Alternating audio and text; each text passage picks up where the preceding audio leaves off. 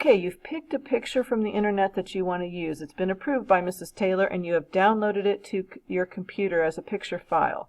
You are ready now to start with Desmos. So first type in desmos.com, go to Start Graphing, and you are going to need to create an account or sign in. If you have already created an account on your school email address, then you know what to do. If you don't know how to do that, then you're going to go to the Google account, you're going to check the things that you agreed, your privacy policy, etc., and then sign in with Google. And then choose your school email address. Since I've already signed in before, I'm not going to finish this process, but I'm going to go ahead and go to my sign in with Google, and choose my email address. Okay, so now it has me signed in. The next thing I'm going to do is title my graph.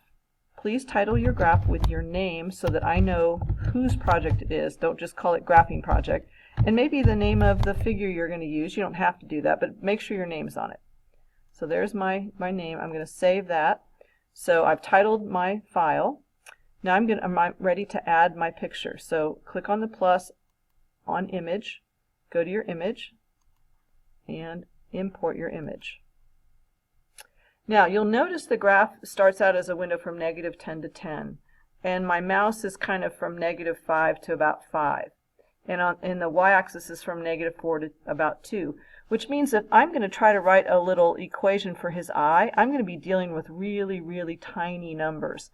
So I would rather not deal with really tiny numbers, so the very first thing I'm going to do is zoom out a little bit and then resize my mouse so I'm dealing with bigger numbers here. I can also take this middle point and recenter my mouse so it's centered on my graphing window a little better and kind of goes about the same amount in each direction. I can do this as many times as I want. I mean, I can make this, I can use even more numbers. Now you might think, well, I can't, if I zoom out this much, I'm counting by fives, 5, 10, 15, 20. I can't see the numbers very well. But if you are working on one of the details of your graph, then you can zoom in and then it will break the numbers down into smaller increments. So you can zoom in and out when you're dealing with details and look at, so for example, if I wanted to do this little curve on his tail, I can zoom in a couple of times and scoot over to his tail, and now I'm seeing numbers that are a little easier to work with because his tail goes from, there's a whole range of numbers that I'm using, not just like 0.01, 0.02. So that makes it easier.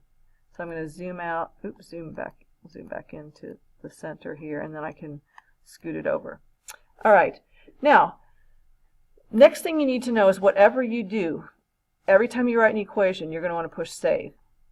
You're going to continue to save every single time because I've seen students who are working, they write a whole bunch, they spend an hour writing a bunch of complicated equations and then they lose internet connection and they have no way of saving their work. So save after every equation. If you notice that the internet's gone out or you're worried about that happening, never shut your computer and go away from this without saving. If for some reason it won't save, then write down all your equations, or take a screenshot or do something, because you're going to regret it if you lose a bunch of work. I've had that happens every year. Try to avoid that, obviously. Now, one other thing I want to point out is, let's say you pick a picture that's kind of tall and thin. It's really hard to see to get a good view of the picture because Desmos is wider than it is tall. So what you're going to want to do is you're going to want to rotate this graph. And so this angle right here allows you to rotate the graph. And since by default we're in radians and we want to rotate this 90 degrees, we're going to rotate it pi over 2. And when we rotate it pi over 2, it looks like this. And now I can expand the graph this way, and it's going to be easier to write equations. I can recenter it a little bit if I want to. I also can do the thing where I'm zooming to larger numbers. And I'm going to do that maybe a couple more times, and because this has a lot of detail on it, so I'm going to want to have some bigger numbers to work with, and you can center it however you want so the majority of it will fit on the screen. So you want to make as much fit on the screen as you can so that you can see the figure as big as possible. So if you're dealing with something that's taller than it is wide, then rotate it 90 degrees and expand it that way. Once again, remember to save, title and save anything you do. Now you're ready for the next step on the next video.